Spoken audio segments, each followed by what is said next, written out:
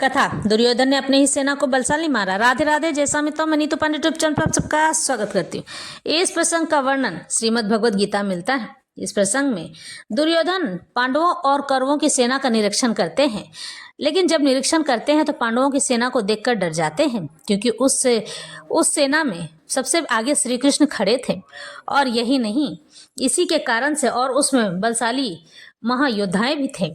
लेकिन जब दुर्योधन अपनी सेना को देखते हैं, यानी कौरवों की सेना को देखते हैं, तो उन्हें भीष्म पितामह दिखाई देते हैं, द्रोणाचार्य, कृपाचार्य वगैरह सभी दिखाई देते हैं। इसलिए दुर्योधन अपनी सेना को बलशाली मानने लगता है, क्योंकि भीष्म पितामह से बड़ा योद्धा उस समय कोई नहीं था। और अहंकार करके सोचता है कि युद्ध में विजय तो मेरी ही होगी, जो कि गलत था, क्योंकि अपनी शत्रु को कभी भी कमजोर नहीं समझना चाहिए। युद्ध नीति का यह नियम कहता है कि शत्रु हो सकता है आपसे ज्यादा चालाक, चतुर और बलशाली हो, इसलिए किसी भी प्रकार से शत्रु को कभी भी छोटा नहीं समझना चाहिए। शत्रु हमेशा शत्रु ही होता है। इस तरह से समझाया जा रहा है। अनेषु च सर्वेषु यथा भागमवस्थिता भीष्ममेवाभिर्क्षन्तु भवन्तः सर्व एव ही। अतएव सैन्य व्यूह यानी सेना के व्यूह में अपने अपने मोर्चों पर खड़े हो रहकर आप सभी भीष्म पितामह को पूरी सहायता दें। इस तरह से दुर्योधन अपनी सेना को कह रहे हैं। भीष्म पितामह के शौर्य की प्रशंसा करने के बाद दुर्योधन ने सोचा कि कहीं अन्य योद्धा यह न समझ लें कि उन्हें कम महत्व दिया जा रहा है। इसलिए दुर्योधन ने अपने सहज यानी सरल कूटनीति ढंग से स्थिति संभालने के उद्देश्य से सब शब्द कहे। उसने बलपूर्वक कहा कि भीष्मदेव निसंदेह जिसमें कोई संदेह नहीं है, महानतम योद्धा है, बड़े महान योद्धा हैं, किंतु अब वे बूढ़े हो चुके हैं। इसलिए प्रत्येक सैनिक को चाहिए कि चारों ओर से उनकी सुरक्षा का विशेष ध्यान रखे। हो सकता है कि वे किसी एक दिशा में युद्ध करने में लग जाए और शत्रु इस व्यस्तता का लाभ उठा ले, और इसलिए यह आवश्यक है कि अन्य योद्धा मोर्चों पर अपनी अपनी स्थिति पर अडिग रहे और शत्रु को व्यूह न तोड़ने दे, यानी चक्रव्यूह न तोड़ने दे। दुर्योधन को पूर्ण विश्वास था कि कुरुओं की विजय भीष्म देव की उपस्थिति पर निर्भर करती है। उस युद्ध में भीष्मदेव यानी भीष्म पितामह और द्रोणाचार्य के पूर्ण सहयोग की आशा थी, क्योंकि वह अच्छी तरह जानता था कि इन दोनों ने उस समय एक शब्द भी नहीं कहा था, जब अर्जुन की पत्नी द्रौपदी को असहाय व्यवस्था में भरी सभा में नग्न किया जा रहा था। और जब उसने उनसे न्याय की भीख मांगी थी, तब जानते हुए कि इन दोनों सेनापतियों के मन में पांडवों के लिए स्नेह था, दुर्योधन को आशा थी कि वे इस स्नेह को उसी तरह त्याग देंगे जिस तरह उन्होंने ध्रुत कीड़ा के अवसर पर किया था। ध्रुत कीड़ा का मतलब होता है कुश्ती। तस्य संजयन हंसरमम कुरु वृद्धा पितामह सिंह नादम विन धौश्चैः शंखम दधमौ प्रतापवान। तब कुरुवंश के वयोवृद्ध परम प्रतापी एवं वृद्ध पितामह ने सिंह गर्जना की सी ध्वनि करने वाले अपने शंख को उच्च स्वर से बजाया था, जिससे दुर्योधन को बड़ी प्रसन्नता हुई थी। कुरुवंश के वयोवृद्ध यानी कि सबसे बूढ़े पितामह यानी भीष्म पितामह अपने पौत्र यानी पोते दुर्योधन का मनोभाव जान गए और उसके प्रति अपनी स्वाभाविक दयावश उन्होंने उसे प्रसन्न करने के लिए अत्यंत उच्च स्वर में अपना शंख बजाया, जो उनकी सिंह के समान स्थिति के अनुरूप था। अप्रत्यक्ष रूप से शंख के द्वारा प्रतीकात्मक ढंग से उन्होंने अपने हताश पौत्र यानी पोते दुर्योधन को बता दिया कि उन्हें युद्ध में विजय की आशा नहीं है, क्योंकि दूसरे पक्ष में साक्षात भगवान श्री कृष्ण खड़े हैं। फिर भी युद्ध का मार्गदर्शन करना उनका कर्तव्य था और इस संबंध में वे कोई कसर नहीं रखना चाहते थे।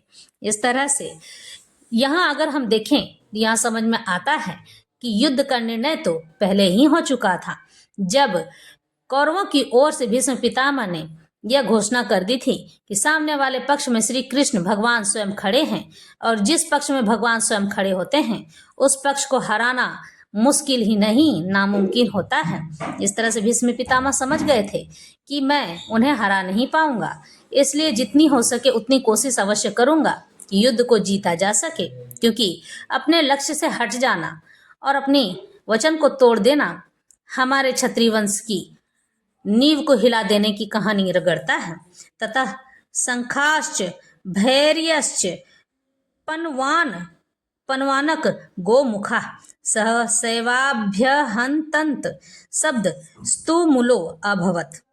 तत्पश्चात शंख नगाड़े बिगुल तुरही तथा सींग सहसा एक साथ बज उठे। वह संवेत स्वर अत्यंत कोलाहल पूर्ण था तथा श्वेतय हर युक्त महति स्वनंदने स्थितौ माधव पांडवश्चैव दिव्यो शंखो प्रदध्मतु। दूसरी ओर से श्वेत घोड़ों द्वारा यानी सफेद घोड़े द्वारा खींचे जाने वाले विशाल रथ पर आसीन कृष्ण तथा अर्जुन ने अपने अपने दिव्य शंख को बजाए। और यहाँ भीष्मदेव द्वारा बजाए गए शंख की तुलना में कृष्ण तथा अर्जुन के शंखों को दिव्य कहा गया है। दिव्य शंखों के नाद से यह सूचित हो रहा था कि दूसरे पक्ष की विजय की कोई आशा न थी, क्योंकि कृष्ण पांडवों के पक्ष में थे। जयस्तु पांडु पुत्राणाम येषाम पक्षे जनार्दन। जय सदा पांडु के पुत्र जैसों की होती है, क्योंकि भगवान कृष्ण उनके साथ हैं, और जहां जहां भगवान विद्यमान होते हैं वहीं वहीं लक्ष्मी भी रहती है, क्योंकि वे अपने पति के बिना नहीं रह सकती हैं। इसलिए जैसा कि विष्णु या भगवान श्री कृष्ण के शंख द्वारा उत्पन्न दिव्य ध्वनि से सूचित हो रहा था, विजय तथा श्री दोनों ही अर्जुन की प्रतीक्षा कर रही थी। इसके अतिरिक्त जिस रथ में दोनों मित्र आसीन थे वह अर्जुन को अग्नि देवता द्वारा प्रदत्त था, और इससे सूचित हो रहा था कि तीनों लोकों में जहां कहीं भी हो यह जाएगा वहां विजय निश्चित है।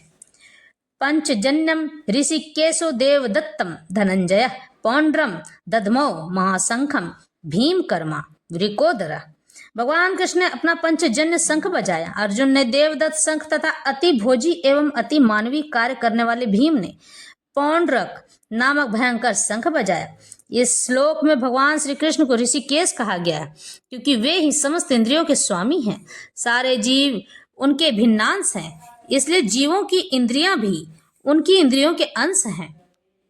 चूंकि निर्विशेषवादी यानी कि जो इन बातों को नहीं मानते, जीवों की इंद्रियों का कारण बताने में असमर्थ है, इसलिए वे जीवों के इंद्रिय रहित या निर्विशेष यानी कि जो विशेष बातों को नहीं जानते हैं और ना कहना चाहते हैं, कहने के लिए उत्सुक रहते हैं। भगवान समस्त जीवों के हृदयों में स्थित होकर उनकी इंद्रियों का निर्देशन करते हैं, लेकिन वे इस तरह निर्देशन करते हैं कि जीव उनकी शरण ग्रहण कर ले, और विशुद्ध भक्त की इंद्रियां का तो वे प्रत्यक्ष निर्देशन करते हैं। यहाँ कुरुक्षेत्र की युद्ध भूमि में भगवान कृष्ण अर्जुन के दिव्य इंद्रियों का निर्देशन करते हैं, इसलिए उनको ऋषिकेश कहा गया है। यानी यहाँ अगर आपको बात बताऊं तो इंद्रियों का अर्थ है आंख, नाक, मुंह, कान। जब ये इंद्रियां हमारे वश में होती हैं तो मनुष्य भोजन सही तरीके से करता है। सूंघना यानी कि नाक से जब मनुष्य अपने इंद्रियों को वश में कर लेता है, इन इंद्रियों को वश में कर लेता है, तो वह मनुष्य ईश्वर के समीप और समीप चला जाता है और दुरागामी नहीं होता है, यानी कि किसी भी तरह से गलत कार्यों को करने वाला नहीं होता है।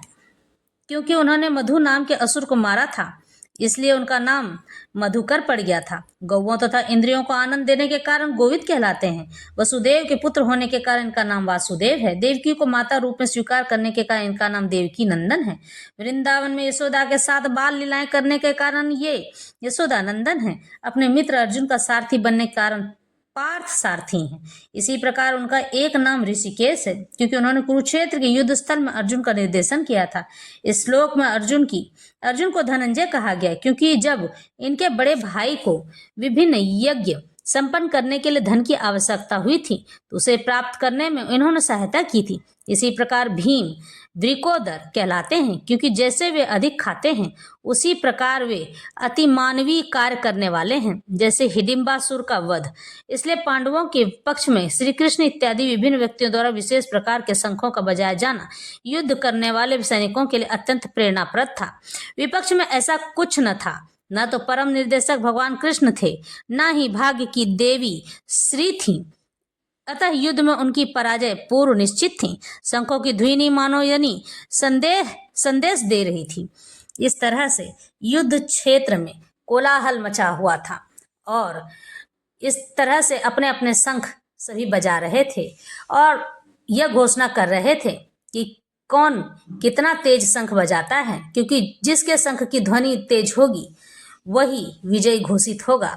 इस तरह से इस युद्ध में कहा गया है कि जो कोई भी अधर्म का साथ देता है या स्त्री को हीन भावना से देखता है, महाभारत इसी का नाम है। कहते हैं कि स्त्री को कभी भी हीन भावना से या भोग की कामना से नहीं देखना चाहिए, क्योंकि जो व्यक्ति ऐसा करता है वह विनाश को निमंत्रण देता है और विनाश ही जीवन का सब कुछ नष्ट करके चला जाता है। भगवान उसका साथ कभी नहीं देते हैं, क्योंकि ईश्वर स्वयं कहते हैं कि जो स्त्री का सम्मान करता है वह ईश्वर को भी पूजनीय होता है।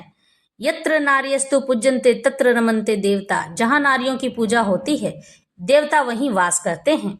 नारियों की अवहेलना करने का मतलब है ईश्वर को रुष्ट करना, और ईश्वर को अगर आपने रुष्ट किया है तो फिर कोई देवता ऐसा नहीं जो आपके पास आकर या आप उसे पुकारें तो वह आपके पास आ जाएंगे, क्योंकि शक्ति के बिना शिव कभी नहीं मिलते हैं और नारायणी के बिना नारायण कभी किसी के पास नहीं जाते हैं। इस तरह से कथा और व्यथा समाप्त।